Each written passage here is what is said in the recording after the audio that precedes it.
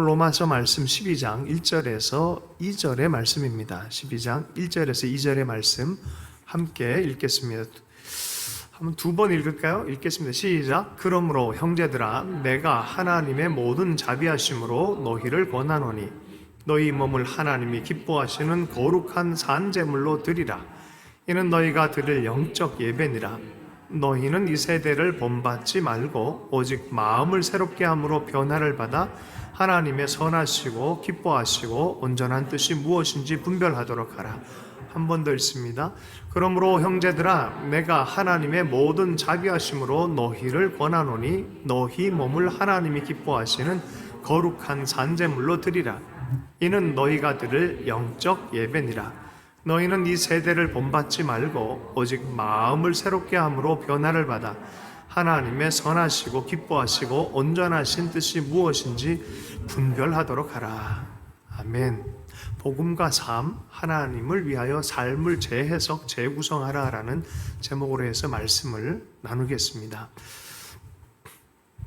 코페르니쿠스적인 전환이라는 단어가 있습니다. 중세시대만 해도 지구가 태양을 돈다고 생각을 했습니다. 태양이 지구를 돌고 지구 중심적인 그런 시각 안에 갇혀져 있었습니다. 그러다 어느 날 과학자들이 연구를 하다가 코페르니쿠스 같은 사람들이 아무리 봐도 수학적으로 봐도 현상적으로 봐도 관찰을 통해서 잠잠히 생각해 보니까 지구가 태양을 도는 것이었어요.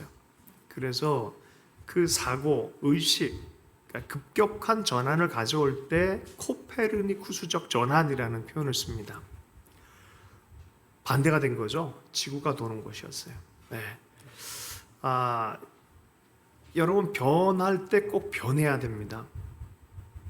변하지 않으면 죽는다. 요즘 기업의 모토예요. 성장을 위해서 변화하지 않으면 죽는다. 인풋의 변화가 생기지 않으면 아웃풋의 결과는 변화가 없다. 그러므로 인풋을 변화시켜야 된다. 인풋을 하기 전에 사실은 생각이 바뀌지 않으면요 절대로 변화가 없습니다. 생각의 변화로부터 삶의 변화가 나타납니다. 오늘은 특별히 변화에 대해서 좀 초점 맞춰서 하나님께 드리는 삶의 예배로 우리가 연결해서 나가도록 하겠습니다. 10년 사이에 기후가 1.5도에서 2도 이상 높아지면 그 사이에서 못 잡으면 인류의 75% 해를 당할 것이다. 그러니 기후의 온도를 변화를 냅두지 말고 내 생활 습관을 변화시키자. 기후가 변하게는 하지 말고 내가 변해야 된다. 우리의 습관이 변화가 된다. 아니면 다 죽는다. 네. 변해야 될 것이 변하지 않으면 죽는다. 똑같은 말이에요. 요새 교보문고에서 굉장히 유명한 책 중에 내면을 성찰하는 책 중에 이런 책이 있어요. 내가 틀릴 수 있습니다. 내가 틀릴 수도 있습니다. 라는 책이 유명한 책이 되어졌어요. 스웨덴 출신으로 알고 있는 스웨덴 출신의 이 엘리트가 태국의 밀림으로 들어가서 불가에서 수행을 합니다. 17년 동안 수행을 하고 고국으로 돌아왔는데 루게릭병에 걸려서 죽게 생겼습니다. 그때에 수행했던 것과 이런저런 것들을 책으로 썼어요. 그 책 제목이 내가 틀릴 수 있습니다 라는 거예요. 그 챕터에 보면 이런 거예요. 이 사람에 대한 얘기를 읽어보면 재밌습니다. 어떤 오래된 수행자가 마법의 주문과 같은 걸 내가 당신들에게 알려주겠습니다 라고 하면서 밤새도록 수행하는 사람들에게 가르치면서 얘기해 따라서 하라고 그러면서 손을 들어서 따라서 하라. 내가 틀릴 수도 있습니다. 이게 여러분에게 마법의 주문이 될 거라는 거예요. 불교는 사실 마음 공부하는 종교예요. 마음을 어떻게 쓰느냐에 따라서 삶을 이렇게 마음 안에 평강을 찾아가는 어떻게 보면 그게 우선이에요. 네. 그래서 기독교와 불교의 첫 모습은 비슷해요. 마음을 어떻게 가져갈 것이냐라는 부분입니다. 자, 근데 그런 부분에 있어서 마음 수행에 있어서도 뭡니까? 내가 틀릴 수도 있습니다가 되게 도움이 된다는 거예요. 어떤 때 갈등이 많이 생깁니까? 내가 맞고 저 사람은 틀리다는 확신 때문에 생기는 거예요. 관점의 변화가 조금 필요합니다. 화해의 이야기를 만들어 갈 때도 그래요. 미나리라는 영화를 만들었던 정이삭 감독이 또 다큐멘터리도 썼대요. 이거 만들었대요. 근데 그 다큐멘터리 중에 보면 아프리카 한 나라와 또 이 백인과의 사이 인종, 종족에 대한 막 충돌이 심했어요. 그 화해, 네, 화해. 민족 간에 이제 다툼이 생겨서 서방 세계 사람이고 또 한국에서도 공부한 사람이기 때문에 좋은 가치, 또 많은 걸 공부를 했고 이름이 또 이삭이잖아요. 그러니까 그 관점으로 저 사람들이 틀릴거니 하고 갔다가 얘기를 하다 보니까 점점점 그들의 스토리와 그들의 가치의 위치 안에서 보게 되어지고 갑을 관계가 아니라 동등한 관계 안에서 대화를 나누다가 그들의 가치에 이해하는 쪽으로 내려가면서 드디어 화해의 단어들 또 마음들이 연합되어지는 걸 경험하고 나서 글을 쓴 것을 읽은 적이 있습니다. 생각이 굉장히 중요합니다. 어떻게 생각할까가 정말 중요한데 대부분 사람들은 생각을요 습관적으로 해요. 그 아침에 일어나서 뭔가를 할 때 보면은 내가 뭘 하고 있지라 생각을 안 해요. 보통 생각하는 사람은 새벽 기도 나와서 오늘 하루를 묵상하면서 묵상할 때 생각하는 거예요. 삶을 생각하는 거죠. 근데 그런 작업이 없이 그냥 하는 삶은 그냥 생각 없이 습관대로 생각하고 습관대로 행동을 합니다. 근데 왜 그러냐면 그게 편하거든요. 생각하면 이게 에너지가 들어요. 에너지가 든다는 건 좀 피곤한 거잖아요, 사실은. 그러니까 내가 지금 제대로 생각하고 있나라는 것을 생각하는 것은 주기적으로 습관적으로 하는 게 굉장히 좋습니다. 네. 내가 지금 제대로 된 생각일까? 내 친구에 대한 강한 감정이 막 생길 때 있어, 10대에. 그러다가 우리 선배랑 여기 대화하다가 생각이 정말 바른가라고 생각하기 시작하면서 이게 바른 생각이 아니구나라는 것을 발견할 때가 있었습니다. 어떤 각도에서 보고 어떤 사람이 보느냐에 따라서 달라질 수 있다는 것도 우리가 이해할 필요가 있어요. 그래서 내가 본 것마저도 틀릴 수 있다는 걸 알아야 돼요. 범죄 수사할 때 그래서 확신 있는 증인 또 다시 살펴보는 이유가 그거예요.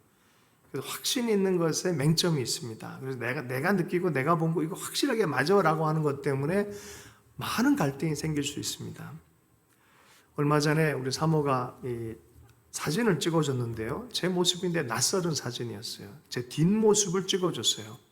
제가 절대로 못 보는 부분이죠.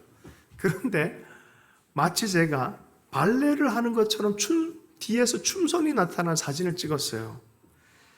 내가 이런 모습이 있었나 싶을 정도로 잘 찍었어요. 각도도 좋았고요. 빛도 좋았고요. 배경도 좋았어요. 굉장히 좋은 제 모습에 감탄했어요. 사람을 찍는 사진사들이 하는 얘기입니다. 사실은 이 사진사들은 사물을 찍는 것이 아니라 빛을 찍는 거다라고 얘기를 합니다. 빛을 찍는 것. 아침에 다르고 저녁에 달라 같은 사물인데 어떤 빛에 노출되냐에 따라서 사물이 전혀 다르게 인지가 되어집니다. 그래서 어떤 시각 안에서 각도 안에서 어떤 빛에 노출됐느냐가 그 사물이 찍히는 거예요. 이게 그림으로 가면 이걸 인상파라 그러잖아요. 같은 건물인데 아침의 빛이 다르고 정오의 빛이 다르고 저녁의 빛이 달라지는 거예요. 인상파 화가들 그렇잖아요. 여러분 어떤 빛으로 여러분의 삶을 그리겠습니까? 어떤 빛으로 인생의 그림을 그리겠습니까? 오늘 그 주제예요. 그 주제. 어떤 빛 안에 어떤 각도로 여러분의 삶을 볼 것이냐라는 부분에 대한 이야기입니다. 늘 아들내미를 보면 못마땅해서 화를 내는 아버지가 있었어요. 아주 훌륭한 분인데도 불구하고 아들만 보면 화가 치밀어 오른다는 거예요. 그 왜 그래? 나중에 이분이 알아차린 거예요. 이분은 극단적으로 ISTJ 쪽이에요.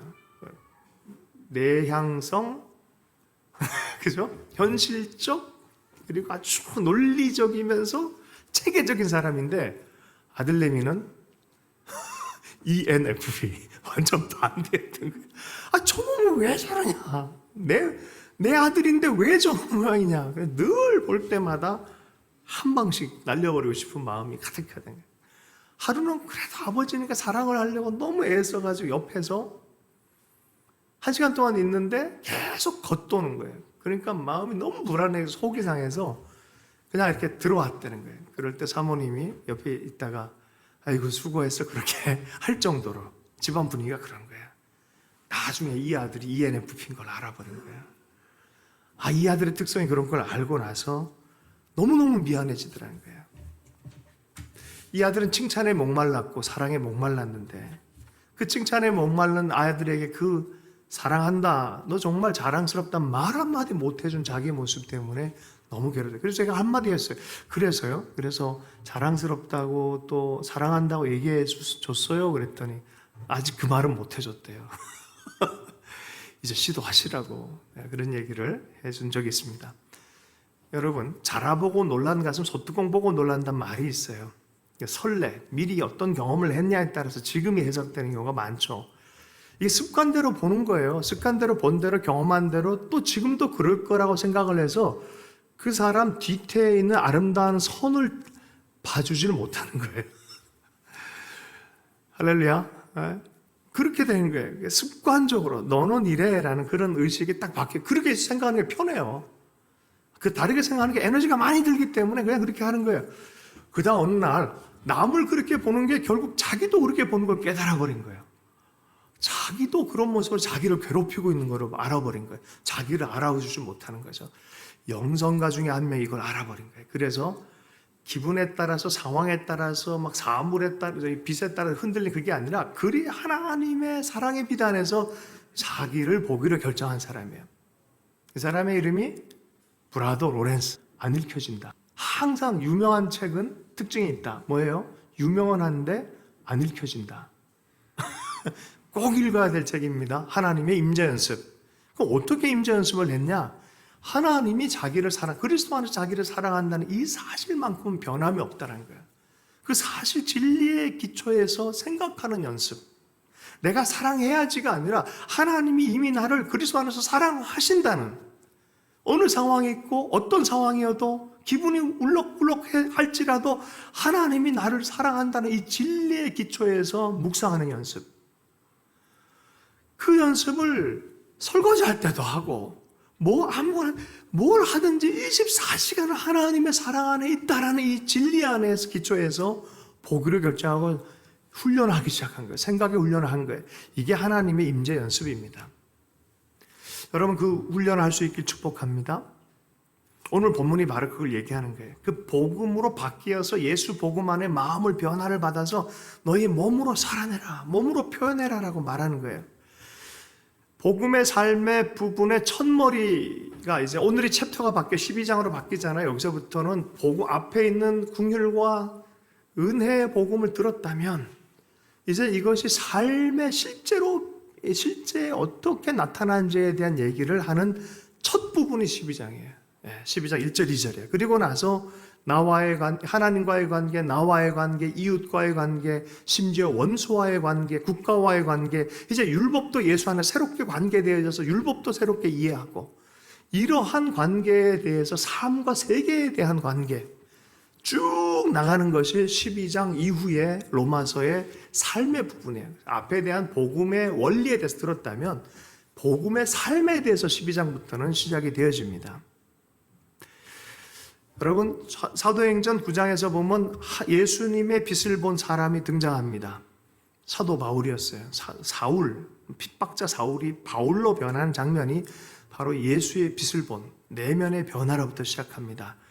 복음의 빛으로 삶을 비추라라는 그런 노래도 있고 성경의 구절들이 많이 있어요. 하나님의 빛을 비춰라라는 표현이 있어요. 오늘 노래한 것처럼 이사야서 60장 1절에 3절에 보면 하나님의 빛이 임할 때 시온, 하나님이 택한 그 시온, 하나님이 택한 우리 한 명 한 명, 하나님이 택한 그 사람들의 빛도 반사가 되기 시작하는 거예요. 하나님의 영광의 빛에 반사가 돼서 나로부터 또한 하나님의 빛이 나가기 시작하는 거예요. 일어나라, 빛을 발하라라고 말씀하는 것이죠. 장엄한 회복에 대해서 얘기를 합니다. 하나님의 영광의 빛이 나가면서 메시아의 빛이, 하나님의 영광의 빛이 우리로 하여금 일어나게 만들어지고 또 우리로 하여금 빛을 세상에 비추도록, 그래서 너희들은 세상의 빛이라라고 말하는 거예요. 예수의 복음과 하나님은 빛으로 비유가 되어지고 설명이 되어집니다. 요한 1서의 말씀에 하나님은 빛이시라라고 말합니다. 요한복음 1장의 말씀에 예수님은 빛으로 오셨다라고 말하고 생명의 빛이 있었는데 그들의 빛은 예수 안에서 사람들의 빛이다라고 표현하고 있습니다. 요한복음 8장 안에서 우리는 그 빛의 반사체인 것을 얘기를 하고요. 빛의 아들이 되는 법은 뭐냐? 예수의 그 빛을 믿으면 우리는 빛의 아들이 된다라고 말합니다. 빛으로 오신 예수님. 그 빛 안에 살고 그 빛으로 비춰지기 시작할 때 우리의 삶은 재구성되어지고요, 재해석이 되어져요.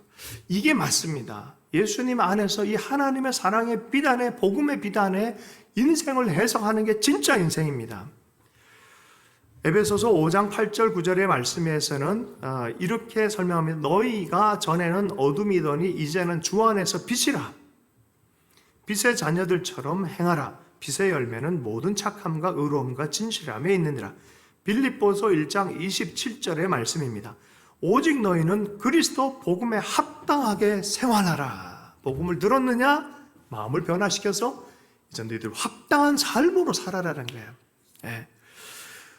우리가 하나님의 풍성한 긍휼과 지혜의 표현인 그 은혜의 복음을 들었으면 예수 믿고 구원받는 이신칭의로 끝날 것이 아니라 내 삶의 계속적 변화, 관계와 몸의 삶의 현장성과 이 모든 곳에서 거룩함이 드러나고 영광스러움까지 나가는 그 과정 전체가 하나님의 은혜로 계속해서 변화가 계속해서 나타나기를 원한다. 주님 올 때까지, 주님 만날 때까지. 그렇게 네 삶과 네 몸이 드려지는 것이 하나님이 진짜 받기를 원하는 예배다라고 말하는 거예요. 1절 말씀을 한번 읽어보겠습니다. 1절의 말씀 읽습니다. 시작. 그러므로 형제들아 내가 하나님의 모든 자비하심으로 너희를 권하노니 너희 몸을 하나님이 기뻐하시는 거룩한 산제물로 드리라. 이는 너희가 드릴 영적 예배니라. 여러분 오늘 이 구절에서 보면 사도 바울이요 하나님의 모든 자비하심으로, 여기 자비하시는 하나님의 관대하심, 은혜로우심, 사랑하심, 뭐 이런 믿음의 선물이 다 포함된 의미예요. 내가 하나님의 모든 좋은 것으로 내가 도우려고 곁에 서서라는 의미의 권한다는 여기 뜻이 여기 들어가 있어요. 내가 제일 좋은 것, 하나님의 좋은 것들로 내가 옆에서 너희를 권하는데 너희 몸을 산제물로 드려라라고 말하는 거예요. 여러분 동물 제사 드리는 그 이 제사법에 대해서 알고 있는 사람들, 레위기를 읽은 사람들, 동물은요 살아서 주는 게 드리는 게 아니에요. 죽여서 드리는 거예요. 그런데 드리는데 산제물로 드리라는 거예요. 우리 삶을. 예수님께서 사실 우리를 위해 죽어주셨어요. 히브리서 9장 11절과 12절에 보면 영원한 속죄를 이루사 단번에 성소에 들어가셨고 영단번에 속죄를 드렸다는 표현이 있어요. 이터널한 효력이 있지만 한 번, once and eternal. 한 번의 제사, 십자가의 제사이지만 그 죽음으로 말미암아 영원한 효력이 있는 그 제사를 드렸다는 거예요. 여러분 여기에 믿음의 신비가 있습니다. 이것이 바로 우리의 속죄를 위한 것이란 믿음의 고백을 하는 사람에게는 예수님께서 죽은 것이 바로 내가 죽은 것이에요. 내 죄를, 내 생명을 드린 거예요. 이게 옛사람이 죽은 것이고 이제 그리스도가 살아심이 새로운 생명으로 그리스도 안에 사는 삶이 된 거예요. 그래서 사실 죽은 것으로 드리는 게 맞죠. 그냥 죽은 자로 계속 드려라. 계속 죽을수록 너는 계속 산다. 할렐루야. 그 역설과 같은 내용이 여기에 있는 거죠. 그래서 그리스도와 연합한 믿음 안에서 늘 그리스도 안에서 살아가는 삶이 되라는 소리예요. 그리스도로 향해서 제물이 되라는 소리는 늘 그리스도와 함께 죽음을 기억함으로, 그분의 죽음을 기억함으로, 할렐루야, 그리스도 안에서 계속 살아가는 삶을 살아라는 소리입니다. 고린도후서 5장 17절 그러므로 그리스도 안에 있는 자들은 이전 것은 지나가고 보라 새 것이 되었도다라고 말하는 것이죠.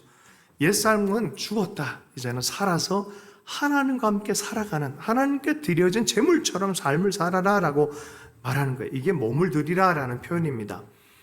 이것이 헬라어로 보면 영적 예배에서 영적은 합리적이란 뜻이 있어요. 합리적인 결론이란 소리예요. 이렇게 생각하는 게 합리적인 것이다.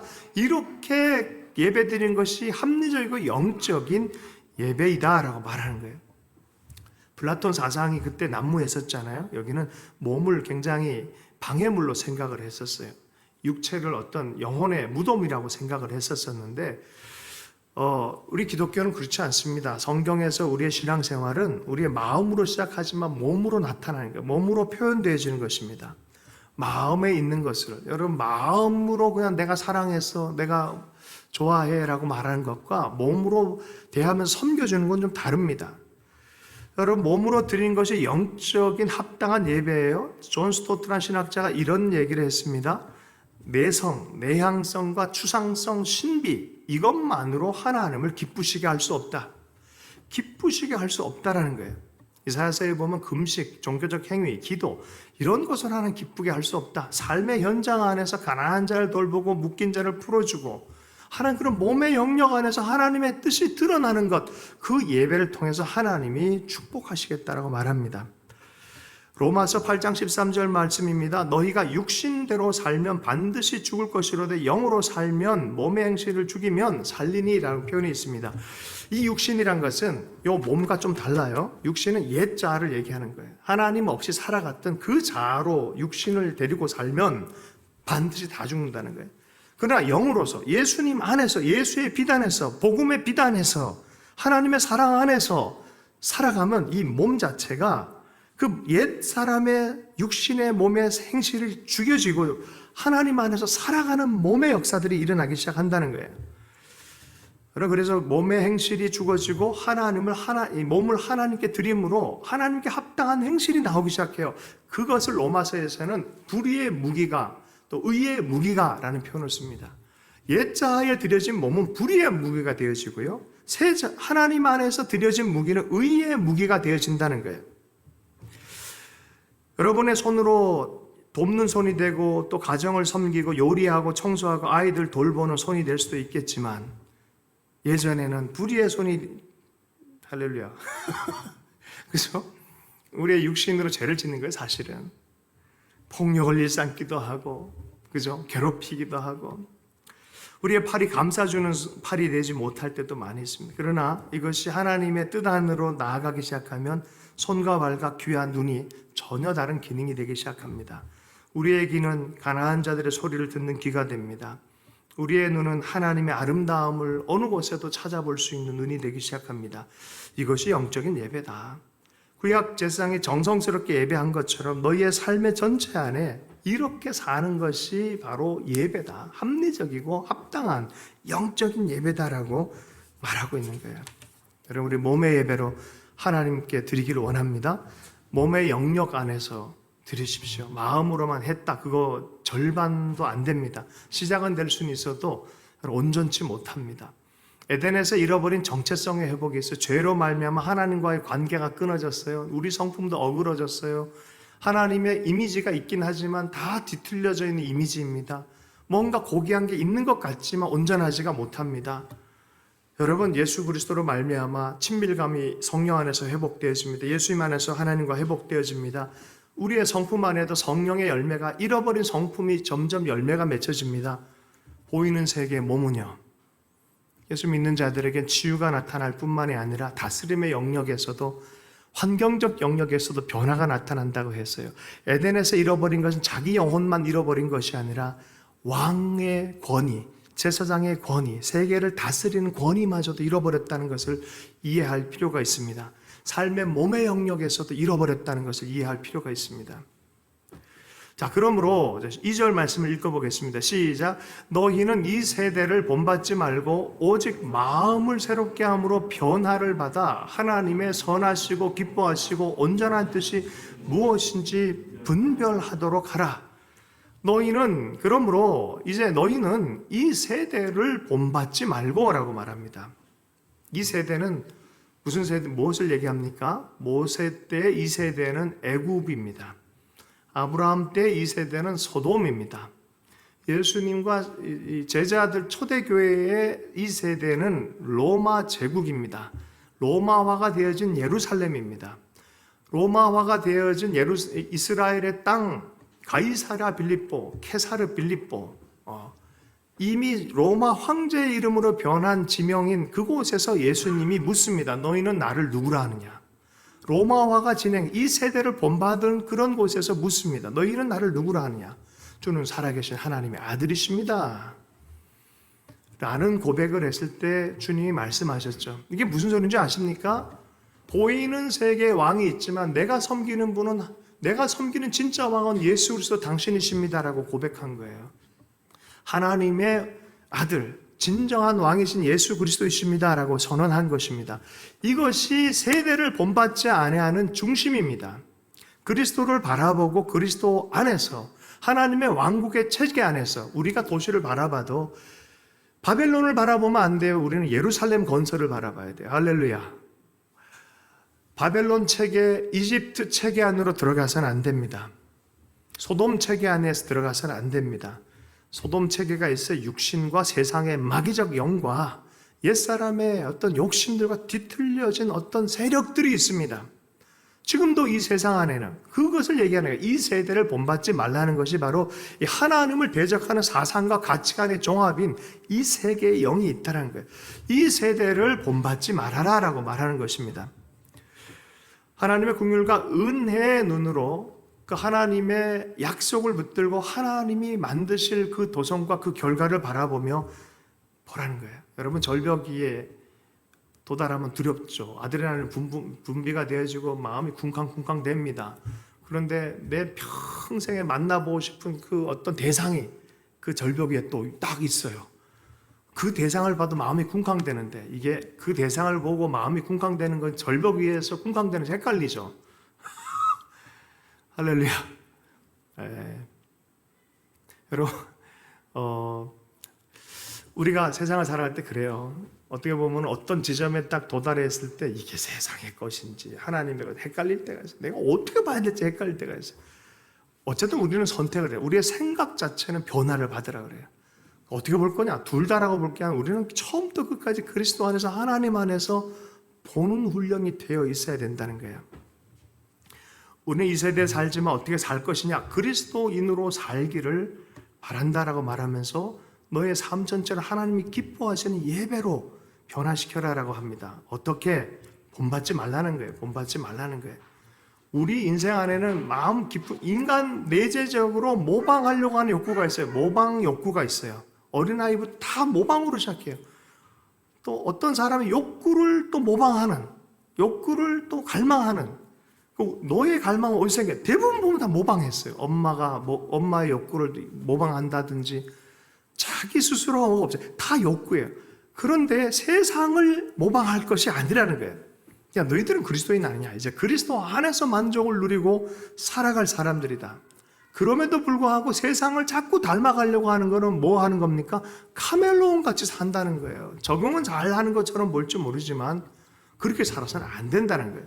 제가 옛날에 우리 윤 목사님한테 써먹은 예화를 한동안 이렇게 썼었는데, 카멜레온이 자꾸 적응하려고 색깔을 막 변화시키다 보면 애가 스트레스를 받는데요. 그래야 나중에 터져 죽는다고. 농담 삼아 한 얘기가 전해져가 실제가 돼버렸어요. 안 터져 죽습니다. 근데 말하자면 그런 거예요. 말하자면 그렇게 변화시키고 사는 것, 연기하며 살지 말란 소리예요. 넌 그리스도인이고 네 종착지는 세상이 아니라 바벨론이 아니라 예루살렘이고 하나님 나라가 이 땅에 머물도록 하는 것이다 라고 말하는 거예요.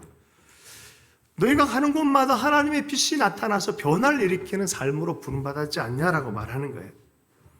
세상에 연기하고 맞추며 자꾸 살려고 하지 마. 그럼 뭘 그렇게 사냐라고 말하는 거예요. 필립스라는 신학자가 이런 얘기를 했습니다. 너희 주위에 있는 세상이 너희를 쥐어짜서 그 틀에 맞추게 하지 말고 하나님이 너희의 마음을 안으로부터 개조하게 하라.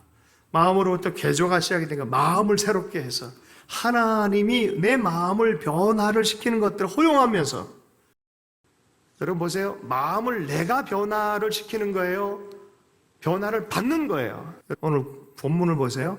내가 변화를 시키는 게 아니라 변화를 받는 거예요. 우리는 계속해서 마음의 문을 열면 되는 거예요. 열면은 성령께서 열어놓으면 하나님의 능력이 우리의 마음과 생각과 감정을 바꿔가기 시작한다니까요. 여러분, 그래서 늘 성경을 묵상해야 될 이유가 여기에 있습니다. 주야로 묵상하는 자들, 우리의 생각과 마음의 자리가 그리스도 안에서 말씀을 묵상하는 거예요. 성경 자세히 보세요. 주야로 묵상하면 잘 될 거라 그러잖아요. 시편 1편의 말씀에 잘되고 복된 인생, 말씀을 묵상하는 인생이라 그러죠. 왜 말씀을 인생할까요? 묵상할까요? 내가 기준이 아니라 그분이 기준이란 얘기예요. 코페르니쿠스적 전환을 가져오란 소리예요. 네가 기준이 아니라 하나님이 기준이다라는 거예요. 꿈꾸게 하고, 여러분 성경에서 보면 꿈꾸게 하는 요셉을 읽어보면은 우리의 마음이 이렇게 꿈꿔야겠다는 마음이 막 들어요. 막 배신자 베드로를 봤다가도 내 배신하는 모습에 절망하지 않고 하나님의 사랑에 감동해서 다시 시작하는 용기가 생깁니다.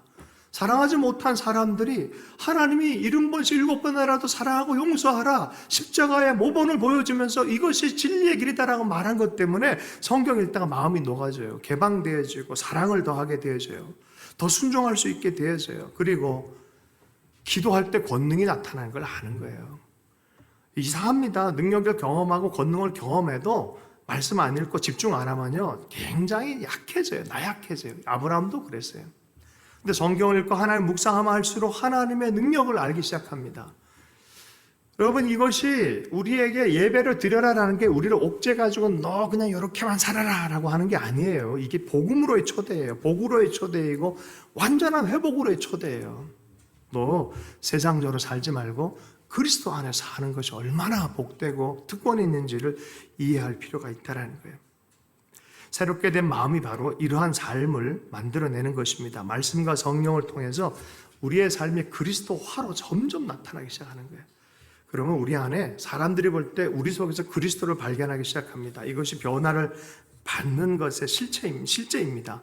예수님께서 변화산에 마태복음 17장에 보면 예수님이 갑자기 변화산에 올라와서 변화가 나타나요.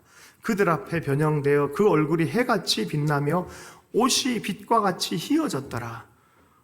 내면으로부터의 그 존재성들이 성품의 영광이 밖으로까지 쫙 발현돼서 나타나는 거예요. 여러분, 이것이 그리스도만 해당되는 것이 아니라 바로 우리도 그렇게 살도록 부름받았다는 것이에요. 고린도후서 3장 18절의 말씀입니다. 우리가 다 수건을 벗은 얼굴로 거울을 보는 것 같이 주의 영광을 보매 그와 같은 형상으로 변화하여 영광에서 영광에 이르니 곧 주의 영으로 말미암으니라. 심지어 여긴 현재로 얘기했어요. 현재 우리가 영광 안에 있고 앞으로도 계속해서 영광 안으로 나아갈 것이다 라고 말하는 거예요. 여러분, 그러므로 세상을 따라가지 않길 원하면 세상을 모방하지 말고 그리스도 안에 그리스도를 모방하고 쫓아가는 참된 제자가 되길 축복합니다. 에베소 5장 18절 말씀, 술 취하지 말라. 이는 방탕한 것은 오직 성령으로 충만함을 받으라. 똑같은 말씀이죠. 선하고 기뻐하시고 온전한 뜻이 무엇인지 분별해라라고 말하는 거예요. 세상 모델이 아니라 하나님의 모델이 기준이 되면 분별할 수 있다는 거예요. 여러분, 출애굽할 때 예수님을 상징하는 어린 양의 피로 문설줄 바르잖아요. 그래서 죽음의 영이 와서 넘어가잖아요. 죽음이 피해가잖아요. 그래서 패스 오버한다, 유월한다. 유월절 시작이에요. 유월절 어린 양만 붙들고 우리가 신앙생활 한다면 주님 그 어린 양이 서운해하실 거예요. 그 다음엔 뭡니까? 그 어린 양을 통해서 뭐가 나타납니까? 하나님의 말씀의 뜻이 무엇인지 이해합니다. 이 말씀은 우리를 옥죄는 게 아니라 능력 있게 하는 거예요. 악한 자를 이기게 하는 능력이 됩니다. 예수 그리스도 안에서 하나님의 뜻이 분별되게 하는 거예요. 그래서 모세를 통해서 하나님의 말씀이 전수가 되죠. 그러나 이 모든 신앙의 과정 전체가 내 힘으로 할 수 있는 게 아니에요. 말씀의 순종조차 내 힘으로 할 수 있는 게 아니에요. 그때마다 시마다 하나님의 은혜로 계속해서 불기둥과 구름기둥과 하나님의 기적을 통해 공급하면서 은혜로 가나안 땅에 도달하는 거예요. 영광 가운데 나아가는 것이죠. 이 모든 과정 자체에 하나님께서 변화를 시켜 나간다는 것을 이해할 필요가 있습니다. 하나님을 바라보고 계속 바라보고 마음을 합하고자 할 때 하나님이 은혜의 물결을 쏟아 부어 주셔서 우리를 데려가고 결국에는 영광스러운 가운데로 인도할 거란 거예요. 우리의 삶의 자리에 어려움이 있습니까? 여러분의 카테고리 안에 있을 거예요. 건강도 될 수도 있고 또 여러 가지 정서적인 문제도 있을 수도 있고 공동체도 되고 육체의 문제, 여러 가지 감성의 문제, 뭐 이런저런 것도 다 있을 수 있습니다. 자, 그런 것에 하나님께 계속해서 마음을 모아서 마음을 열고 주님이라고 부르는 이유가 여기에 있습니다. 그럴 때 하나님이 은혜의 물결을 우리 가운데 바르게 보게 해주고 바르게 판단하게 해주고 또한 그 힘조차도 공급해서 열매를 맺게 해 주실 줄로 믿습니다. 그래서 성령이 오셔서 우리에게 제일 먼저 해주는 게 뭐냐? 하나님을 아버지라 부르짖게 한다는 거예요. 성령께서 아버지라 부르짖게 한다는 거예요. 우리에게 아버지가 있다. 우리 고아 아니다라는 거예요. 아멘이십니까? 우리 고아 아닙니다. 하나님이 돌보십니다. 염려하지 마라. 너 왜 이방인처럼 살려고 그러냐? 염려하지 말아라. 너는 종의 영이 아니라 양자의 영을 받았다라는 거예요. 성령이 친히 우리 영과 더불어 우리가 하나님의 자녀인 것을 증언하노니 로마서 8장의 말씀입니다. 그러므로 하나님의 자녀답게 생각 자체가 내가 하나님이 돌보는 사랑을 하시는 대상이구나라는 것으로부터 이미 영적 승리가 나타나기 시작해요. 변화가 거기로부터 나타나기 시작하는 줄로 믿습니다. 염려 안에 있는 사람의 미래가 걱정되십니까? 아버지가 있다는 걸 기억하십시오. 하나님이 아버지 되심을 기억하십시오. 걱정하지 마십시오. 염려하지 마십시오. 그분이 나를 돌보지 내가 그분을 끌고 다니지 않습니다. 많이 오해하지만 신앙 좋다는 사람들이요, 자기 신앙으로 자기 문제를 해결하려고 그래요. 이거 웃긴 얘기지만 사실이에요. 자기 신앙으로 자기가 자기 문제를 해결하려고 그래요. 할렐루야. 해결하시고 또 진짜 신앙을 우리에게 신앙의 능력을, 신앙의 통로를 통해서 주시는 분은 하나님이십니다. 신앙조차도 사실 주시는 분이 하나님이세요. 오해하지 마십시오. 마태복음 18장에 1만 달란트 빚진 자가 있는데 하나님이 탕감해 주니까 자기 친구 중에 100데나리온 빚진 자를 딱 만나고 목을 확 졸라버렸어요. 네. 여러분, 하나님께 사실은 우리가 다 돌려드릴 수 없어요. 너무 크기 때문에 못 갚습니다. 대신 우리의 삶의 현장에서 누군가를 통해서 그 사랑받음을 흘려보내고 내 몸으로 그렇게 살아가기를 하나님 너무 원하십니다. 자녀답게 살기를 원하세요. 받은 만큼 너희도 흘려보내며 살아라라는 것이 주님의 뜻인 줄로 믿습니다. 옛 체계, 옛 삶, 옛 욕심으로는 이렇게 못 삽니다. 옛 체계는 죄의 아바타라 그래요. 죄의 아바타. 죄의 육신의 아바타가 돼서 육신의 요구대로 몸이 끌려다니며 사는 거예요. 처음에 그런 말 있잖아요. 술은 내가 마시는데 나중에 술이 나를 먹는다. 뭐 그런 말 있잖아요. 사실 술이 자기를 끌고 가게 만들어요. 죄의 욕심이 자기를 끌고 가게 만들어요. 그래서 다 망쳐버리게 만드는 거예요. 옛 체계로 살아갔던 그렇게 될 수밖에 없다는 거예요. 궁극적으로 괜찮은 것 같지만 나중에 보면 결국은 그런 운명이 기다리고 있다는 거예요. 로마서 5장 17절의 말씀에 보면 한 사람의 범죄로 말미암아 사망이 그 한 사람을 통하여 왕노릇하였은즉 더욱 은혜와 의의 선물을 넘치게 받는 자들은 한 분 예수 그리스도를 통하여 생명 안에서 왕노릇하리로다. 죄의 대리자가 아니라 이제는 왕의 대리자가 되길 축복합니다. 왕노릇할 것이다 라고 말합니다. 심지어 하나님께서는요, 그 마음과 합해지고 계속해서 연합해질 때 하나님이 친구라고까지 불러주겠다는 거예요. 요한복음 15장 15절, 이제 내가 너희를 친구로 하겠다. 그만큼 친밀함 가운데 나가는 거죠. 출애굽 처음부터 한 40년의 광야 기간을 하나님과 계속 동행하며 은혜로 살았다고 생각해봐요. 그 마음은 얼마나 하나님 많이 이해하고 있겠습니까? 여러분, 이것이 일생이 되길 원합니다. 인생 말년이 됐는데도 믿음이 자꾸 사라지고 없어요. 이거는요, 여정을 잘못 산 거예요. 믿음의 여정을 잘못 산 거예요. 인생 여정 다 끝났을 때 하나님께 온전히 더 깊이 의뢰하고 그 눈으로 더 미래를 바라보고 더 많은 사람에게 사랑을 베풀려 하고 더 많이 개방적으로 창조적인 하나님의 손길이 나타나기를 여러분 기대하십시오. 이 모든 과정, 신앙의 모든 처음부터 끝까지 전적인 은혜입니다. 그 은혜로 사는 거니까 너희들은 마음의 앞에서 계속해서 드려라. 너희 삶을 드려라. 그 얘기를 하는 것입니다. 이 과정은 우리가 해야 되는 거예요. 요한계시록 3장 20절의 말씀에 보면 내가 밖에서 문을 두드린다는 거예요. 두드린다. 너희들이 문을 열어야 된다는 거예요. 열지 않으면 주님이 들어와서 함께 사실 수 없다는 것입니다. 어저께 아베 총리가 총이 암살당한 그 기사들 보면서 안타까운 마음, 여러 가지 마음들이 있었어요. 권사님, 우리 K 목사님 어머님이 아침 예배, 새벽 예배 오셨다 그런 얘기를 하더라고요. 내 마음이 왜 이렇게 악한지 모르겠다고. 나는 그렇게 이 슬픈 마음보다는 잘 됐다는 마음이 먼저 들더라는 거죠. 사실 어떻게 보면 인간적인 반응이죠. 그거는 인지상정, 또 이렇게 과거에 이 기억이 안 좋은 사람이 당연한 거죠. 그러나 당연한 것을 하나님의 뜻인 거로 당연하게 받아들이면 안 된다는 얘기를 하는 거예요. 조영기 목사님, 우리 조영기 목사님 일본 선교 첫 선교를 이렇게 했다라고 하면서 자기의 부끄러운 얘기를 해주는 거예요. 자기는 일본 사람 축복하는 게 그렇게 싫었다는 거예요. 너무 속이 상했다는 거예요. 근데 어쩔 수 없이 또 이렇게 되다 보니까 해야만 하는 상황이었는데 축복을 기도를 해야 되는데 자기 옛 기억이 너무 불쑥불쑥 튀어나와서 설교를 할 때 이렇게 했다는 거예요. 나는 당신들이 싫습니다. 그랬다는 거예요. 나는 당신들이 싫습니다. 내가 마음속에 이동이 있습니다. 나를 좀 도와주십시오. 그런 분위기가 돼가지고 이게 뭐가 안 뚫리고는 안 되는 상황이 됐어요. 일본인들이 다 나서 무릎을 꿇고 회개하면서 서로가 서로의 마음 맞췄을 때 하나님이 말할 수 없는 은총의 눈을 부어버린 거예요. 그때로부터 마음이 변화가 일어난 거예요. 그래서 평생 돌아가시기 전까지 일본 선교를 멈추지 않고 했어요. 사람이요 자기 마음 못 바꿔요. 진짜로 하나님께 도움을 구해야 돼요. 에스겔서 36장 27절에 보면 속 사람의 마음을 새롭게 하시는 분이다라고 말해요. 주의 복음의 말씀이 예수 그리스도의 사랑이 우리의 속 사람을 변화시킨다는 거예요. 믿으십니까? 아니 이건 믿어야 돼요. 이래야 살아요. 우리는 이래야 살아요. 하나님의 생명의 길은 거기에 있어요. 예수 그리스도를 바라보고 믿고 의뢰하고 신뢰하고 구하고 그렇게 사는 사람들을 그리스도인이라고 얘기를 합니다. 많은 사람들이 자기 삶에 있는 어둠의 문제들, 옛사람의 문제들, 불의의 병기로 들였던 삶의 여러 가지 세력들 때문에 힘들어하는 사람들이 있어요. 술중독, 또 뭐 다이어트 하려고 해도 뭐 좀 힘든 것들, 뭐 습관들, 고치고 싶은 습관들. 어떤 분이 이런 제안을 했어요.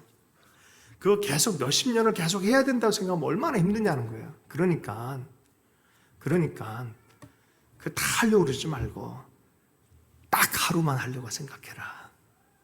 딱 하루 24시간만. 다음 주는 내일 일은 주님께 맡기고 내일 일은 난 몰라요. 오늘 딱 하루만 내가 이거 해보자 하면서 딱 하루만 24시간 딱 하루만 하나님을 향해서 마음을 열고 도와달라고 기도하고 공급하시는 하나님을 의뢰하고 우리가 늘 성찬할 때 있잖아요. 그 성찬 그거 늘 하는 그 기념하고 생각할 때요. 그 믿음 안에서 마음의 문이 열리고 하나님이 영적인 원천적인 축복, 변화시키는 축복이 그 성찬 안에 있어요. 말할 수 없는 복된 거다라고 말하잖아요. 사랑할 수 있는 능력도 주시고 변화할 수 있는 능력도 주신다는 거예요. 늘 그래서 우리가 그걸 잊지 않기 위해서 매일 모일 때마다 초대교회는 매일 모일 때마다 성찬했거든요. 요새는 우리 교단에서 한 4계절 해서 4번 이렇게 하고 우리 교회는 한 달에 한 번씩 하는 이유가 거기에 있어요. 늘 주님 생각하고 주님 축복의 통로인 걸 믿고 가는 거죠. 말씀을 마무리하면서 우리 이혜인 수녀님의 유명한 시를 좀 읽도록 할게요. 희망은 깨어있네라는 시입니다. 마음이 아플 때 꼭 하루만 살기로 했다. 몸이 많이 아플 때 꼭 한순간만 살기로 했다. 고마운 것만 기억하고 사랑한 일만 떠올리며 어떤 경우에도 남의 탓을 안 하기로 했다. 고요히 나 자신만 들여다보기로 했다. 내게 주어진 하루만이 전생애라고 생각하니 저만치서 행복이 웃음으로 걸어왔다. 여러분 하루 하나님께 반응하십시다. 딱 하루면 돼요. 하루면 많은 거 말고 딱 하루 하나님께 반응하십시다. 시도하십시다. 그 시도가요 생각의 변화를 받은 것이고 그 시도가 바로 인생을 변화시키는 것입니다. 입을 좀 주님께 드리십시다. 말을 바꾸는 거 시작해 보십시다. 사랑의 아들아, 내가 너 참 자랑스러워. 그 한마디로 시작하는 게 인생이 변화하는 것이죠. 산제사로 드리십시다. 우리의 삶의 현장 안에서. 여러분 자꾸 농구장에서 있으면서 축구 잘하려고 그러면 안 돼요. 농구장에서 계속 있는데 어떻게 축구를 잘해요. 그러니까 말해야 될 건 해야 된다니까요. 행동해야 될 건 행동을 해야 된다니까요. 섬김의 자리 안에 나가십시오.